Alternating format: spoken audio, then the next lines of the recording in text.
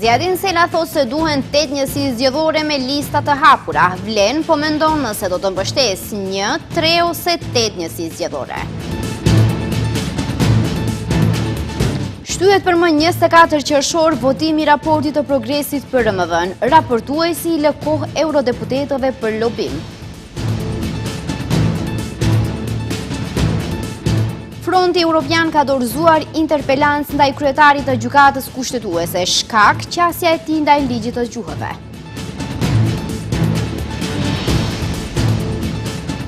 Hulumtimi i RL-s tregon se kompania e vëllait të Zaev ka përfituar 9 milion euro nga shteti për blerjen e qymirit gjatë krizës energjetike.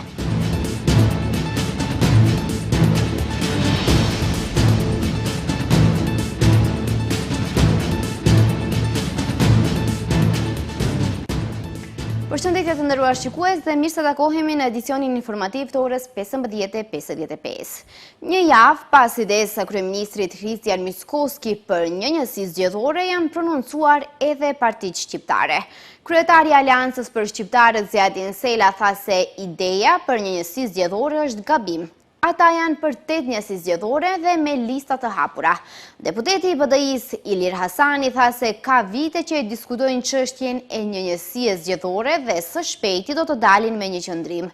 Edhe Vlen po e diskuton çështjen e ndryshimeve të njësive zgjedhore. Bilal Kasami tha se Vlen po shqyrton nëse do të mbështes idenë për 1, 3 apo 8 njësi zgjedhore. Partitë politike shqiptare pothuajse të gjitha ende nuk kanë qëndrim sa i përket reformave në kodin zgjedhor. I pari që është prononcuar në lidhje me këtë çështje është kryetari i Aleancës për Shqiptarët Zjadin Sela, i cili është shprehur kundër propozimit për një njësi zgjedhore, ndërsa Sela bëri të ditur se janë për 8 njësi zgjedhore dhe për lista të hapura.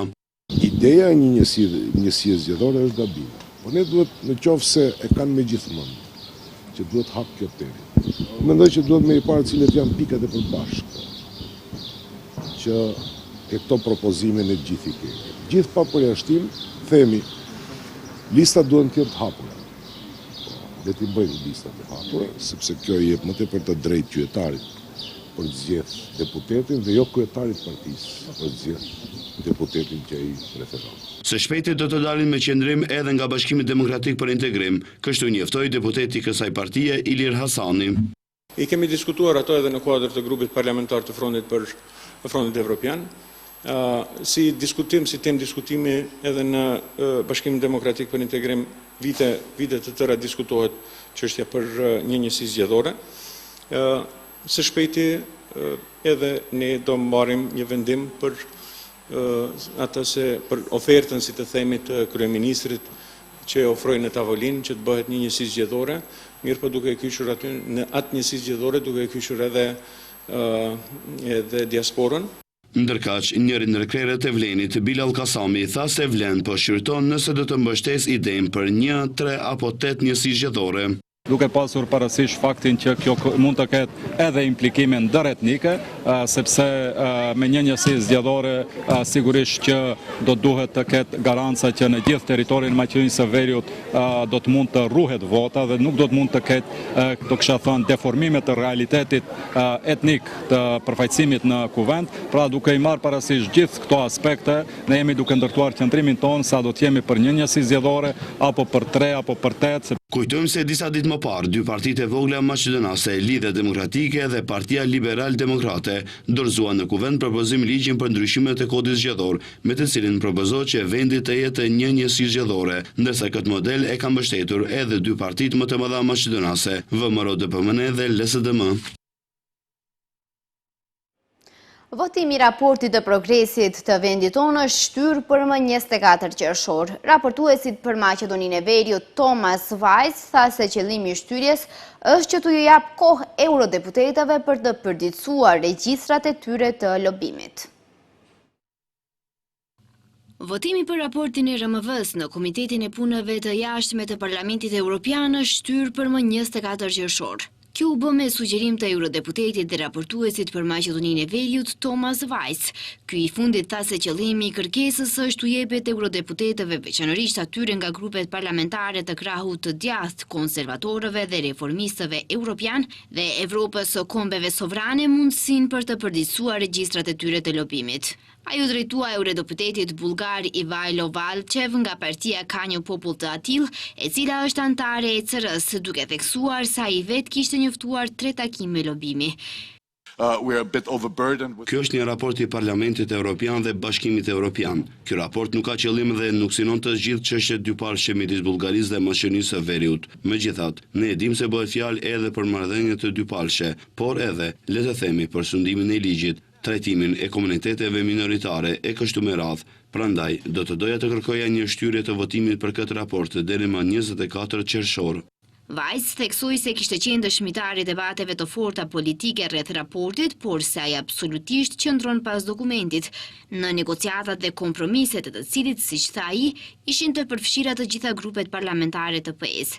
Drafti i raportit të progresit për vendin për vitin 2023 dhe 2024, i përgatitur nga eurodeputeti Vajs, duhej të ishte në seancën e sotme të Komitetit të Punëve të Jashtme të Parlamentit Evropian. Në dokument ai bën thirrje për përparim të shpejtë në negociata dhe zbatimin e ndryshimeve kushtetuese. Përveç kësaj, draft dokumenti përmban disa referenca për njohjen e gjuhës dhe identitetit maqedonës. Fronti Evropian ka dorëzuar sot në kuvent interpelancë ndaj kryetarit të gjykatës kushtetuese Darko Kostadinovski. Në arsyetimin e interpelancës, opozita shqiptare ka theksuar qasjen e Kostadinovskit ndaj gjuhës shqipe dhe mënyrën e funksionimit të kësaj gjykate. Në një konferencë për media, deputeti i bllokut opozitar Ilir Hasani akuzoi kreun e kushtetuese se ka paragjykime ndaj shqipes. Është dorëzuar interpelancë për kryetarin e gjykatës kushtetuese Darko Kostadinovski nga Fronti Evropian. Kështu bëri të ditur sot deputeti Ilir Hasani. Megjithatë, ai tha se kjo iniciativë nuk është bërë për të ushtruar asnjë lloj presioni ndaj kryetarit të gjykatës e as ndaj gjykatës. Për kjo interpelancë, Hasani tha se ka për qëllim të ngritë debat për mënyrën e funksionimit të këtij institucioni. Deputeti tha se është shumë e rëndësishme që Kostadinovski të tregojë se çfarë ka ai kundër gjuhës shqipe. Shumë është me rëndësi të na tregon se çfarë ka ai kundër gjuhës shqipe dhe pse ka tërat ngarkesë dhe tërat paragjykim ndaj gjuhës shqipe. Dash nëse filloj të numëroj shkaqet e interpelancës, do filloj me deklaratat publike të zotit Kostadinovski, i cili në gusht 2024 në intervistën që e ka dhënë për agjencionin e lajmeve Mia, ka deklaruar mes tjerash se, po e citoj, me atë ligj, politika krijoi një lloj kaosi ligjor, i cili rezulton në kaos politik, mosbesim dhe dilema. Fakt është se ligji po zbatohet dhe se po krijon probleme në zbatimin e tij. Kjo është deklarata e Kostadinovskit. Ndërkaq, Hasani tha se gjatë kohës së BDI-s, kur ka qenë në pushtet, janë bërë intencat maksimale që të përdoret gjuha shqipe në të gjitha institucionet, ashtu siç janë të parashikuara me ligj, duke shtuar se sa është e mundur është bërë. Ai tha se presin që të vazhdojë ky trend e jo të vazhdojë me paragjykime të gjuhës shqipe, mos respektim të kushtetutës dhe mos respektimin të ligjit për përdorimin e gjuhës, që siç tha, me vetëdije të plotë dhe në mënyrë flagrante të thyhen ligjet. Forumi Rinor i Aleancës për Shqiptarët Krahu i Taravarit ka shprehur shqetësimin e thellë për procesin e vazhdueshëm të deshqiptarizimit të administratës publike. Analiza e tyre tregon se nga 205 punësime dhe avancime që janë bërë së fundmi në institucionet shtetërore, vetëm 2 janë shqiptar. Frash për këtë gjendje ka akuzuar direkt zëvendës kryeministrin Izet Meqitin dhe koalicionin Vlen, duke e quajtur këtë koalicion si vazal. Duke ngjitur pankarta me numrat të punësuarve, Forumi Rinor i Aleancës për Shqiptarët Krahu i Taravarit ka shprehur shqetësim dhe revolt të thellë për procesin e vazhdueshëm të deshqiptarizimit të administratës publike. Sipas Frashit, me këto veprime, qeveria që sipas tyre dirigjohet komplet nga agjenda e vëmëros, po jep goditje të drejtpërdrejtja ndaj kohezionit ndëretnik dhe barazisë qytetare. Në një analizë të thjeshtë numerike nga gjithsej, 205 punësime dhe avancime të realizuara së fundmi në institucione si Enti i Statistikave, Arkivi Shtetror, Drejtoria e të Ardhurave Publike, Ministria e Kulturës, Regjistri Qendror, Dogana, Hidrocentralet në Struk, Mavrov, Rostush dhe Spile Dibër, dhe së fundmi në Rek Manastir vetëm 2 shqiptar të punësuar apo të avancuar në këto institucione, përkundër 205 maqedonasve. Ky disproporcion alarmant është tregues i qartë i një politike të qëllimshme për të zbehur përfaqësimin shqiptar në administratë. Nga Frash për këtë gjendje e kanë akuzuar direkt zëvendës kryeministrin Izet Mexhiti dhe koalicionin Vlen, duke i quajtur këtë koalicion si vazal. Në këtë kontekst, përgjegjësia i bie drejt për drejt edhe mbi zëvendës kryeministrin e parë Izet Mexhiti, i cili ka dështuar të mbrojë interesin dhe përfaqësimin e shqiptarëve në qeverisje. Mosveprimi i tij përballë këtij diskriminimi të hapur e bën atë bashkëpërgjegjës në këtë proces të rrezikshëm anti-shqiptar dhe anti-evropian. Një zëvendës kryeministër që nuk reagon kur shqiptarët përjashtohen nga institucionet nuk i përfaqëson shqiptarët. Përmes kësaj konference, nga Frash u bëjnë thirrje të gjithë të rinjëve shqiptar të mos pranojnë heqjen si normalitet për punësimin e shqiptarëve, pati reaguar disa herë dhe Bashkimi Demokratik për Integrim. E nga koalicioni qeveritar duke u përgjigjur këtyre akuzave, kanë premtuar se deri para zgjedhjeve lokale do të punësohen afërsisht 2-3 mijë shqiptar. Infermierët dhe personeli teknik në Tetov do të pezullojnë protestën e tyre. Ata thonë se janë të zhgënjur që nuk kanë mbështetje më të madhe publike, kështu që do të presin emërimin e një ministri të ri të shëndetësisë, me shpresën se problemi i tyre do të zgjidhet. Në të gjithë botën, protestat janë një drejtë e garantuar e pashmangshme për të kërkuar të drejtat e çdo individi. Por është e qartë se kjo e drejtë nuk vlen në vendin tonë ku jetojmë dhe punojmë. Protestat tona kanë qenë të qeta për vite me radhë me shumë sakrifica, që nga fillimi revolta jonë nuk ishte drejtuar ndaj drejtorit dhe menaxhmentit të tij. Than ato duke shtuar se sa herë ndërrohet menaxhmenti i spitalit, shpërfaqet problemi i njëjtë. Kryetaria e qytetit të Shkupit, Daniela Arsovska, pretendon se ka marrë informacion për marrëveshje në qeveri për, siç thot ajo, krijimin e kaosit në Shkup përmes ndërmarrjeve publike.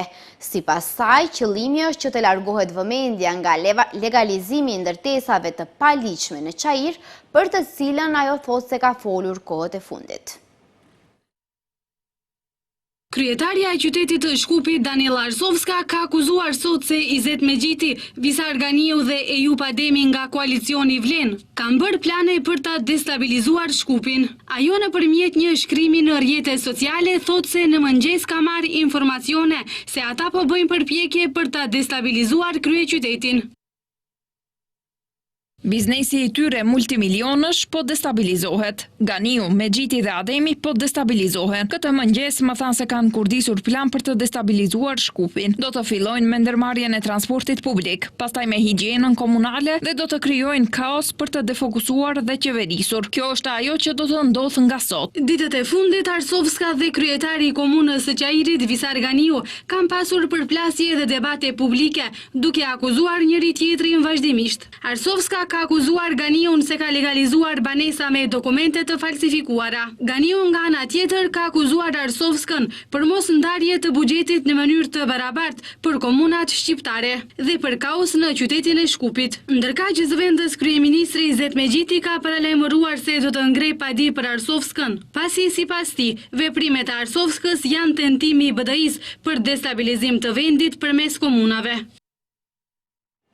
Koalicioni Vlen ka akuzuar sot kryetarin e qytetit të Shkupit se ka lejuar ndërtimin e një objekti pa leje në komunën e Sarajit.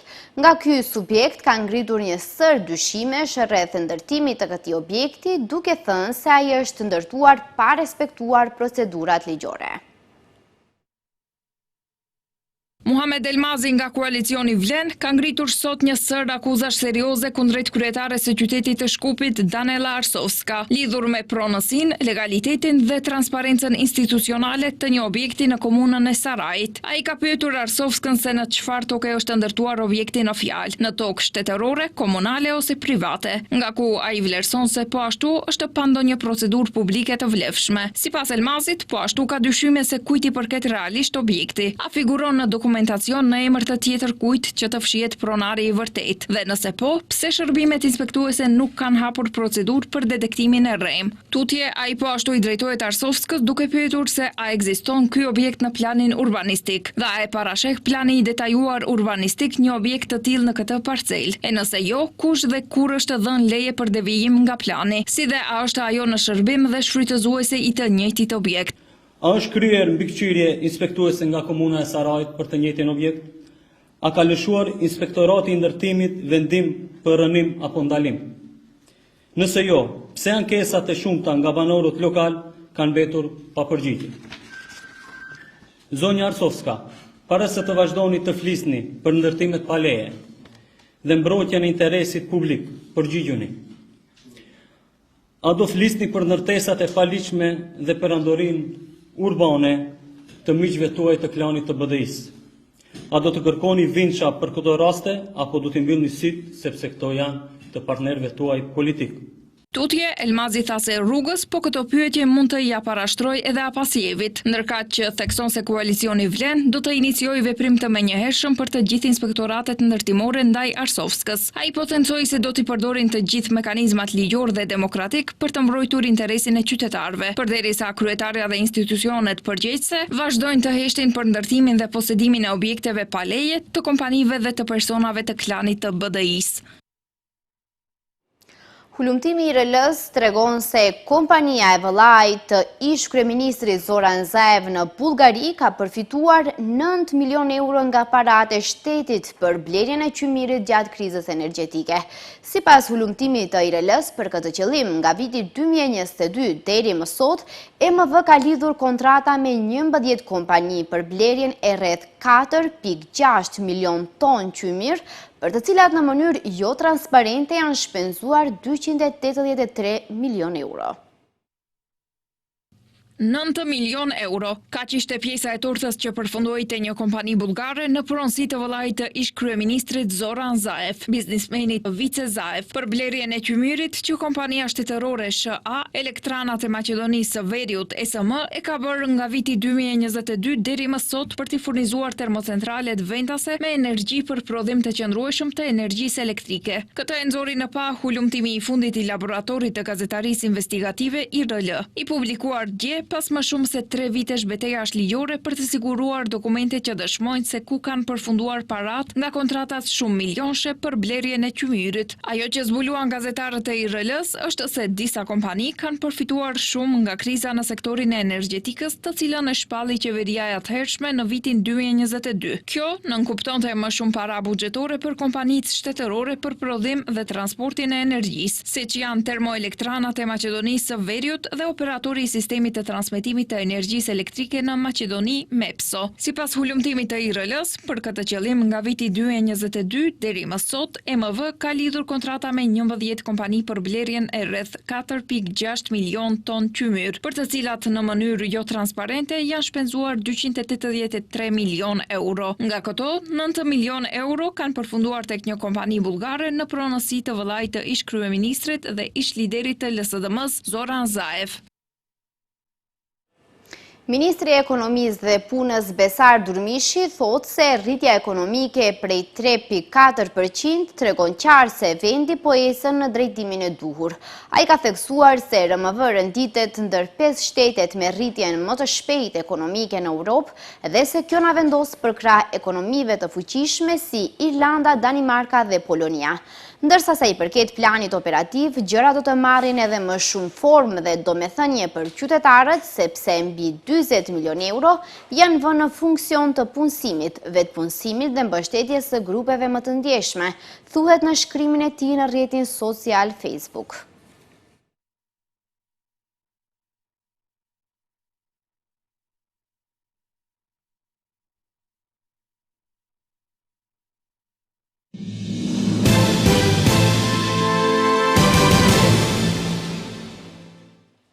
Komisioni i punëve të jashtme në Parlamentin Evropian ka miratuar me 57 vota pro, 11 kundër dhe 6 abstenime raportin për Shqipërinë, i përgatitur nga Andreas Schieder. Raportuesi austriak nënvizoi se Shqipëria është tashmë një shtet pararoj me reformat integruese me objektiv antarësimin e vendit në familjen evropiane brenda vitit 2030. Në këtë raport u bëhet thirrje palëve për dialog politik për të zbatuar në praktik rekomandimet e OSBE Odihrrit. Puna e organeve të reja të drejtësisë në veçanti e SPAK-ut në ndëshkimin e zyrtarëve të lartë të korruptuar është vlerësuar maksimalisht në këtë raport. Edhe në seancën e sotme nuk u arrit konstituimi i Kuvendit të Kosovës pasi nuk u miratua propozimi për krijimin e komisionit zgjedhor, një hap i domosdoshëm për mbajtjen e votimit të fshehtë për zgjedhjen e kryetares së Kuvendit. Kryesuesi i seancës Avni Dehari ftoi subjektet politike të propozonin antarët e tyre për këtë komision, por propozimi nuk kaloi duke bërë që procesi të dështoj edhe një herë. Kjo seancë shënon dështimin e 26 për konstituimin e Kuvendit. Seanca u ndërprej për të vazhduar më 5 qershor. Më 15 maj, liderët e 4 partive politike shqiptare parlamentare filluan takimet konsultative me presidenten Vjosa Osmani me qëllim të zhbllokimit dhe formimit sa më të shpejtë të institucioneve të reja të dala nga zgjedhjet e nënshkurtit 2025. Takimet të tilla u paralajmëruan nga presidentja Osmani edhe për javët në vijim, por nuk u mbajtën.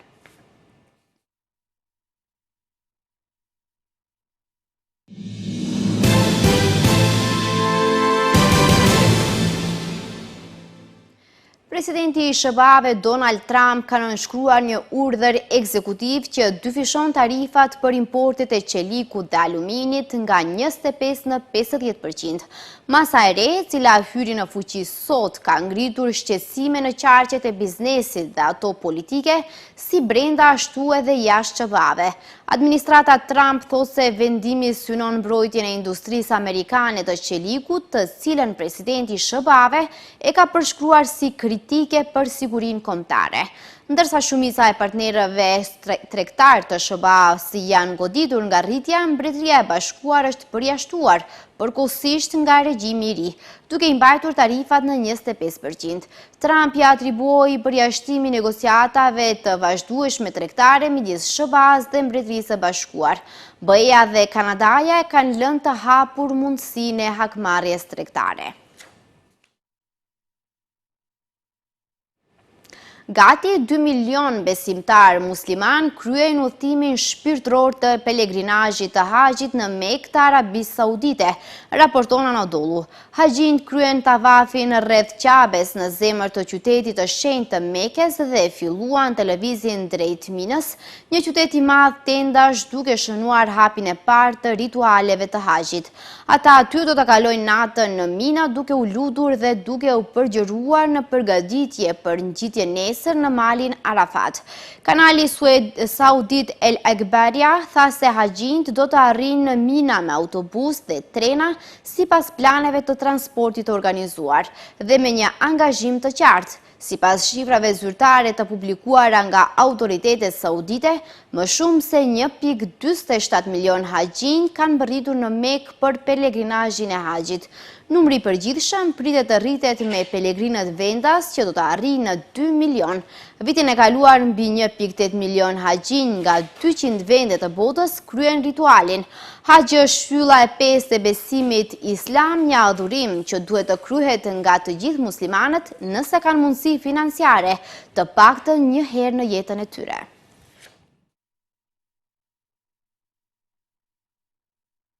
Shikues të nderuar, kemi arritur në fund të këtij edicioni informativ. Ju falenderoj për vëmendjen dhe mirupafshim.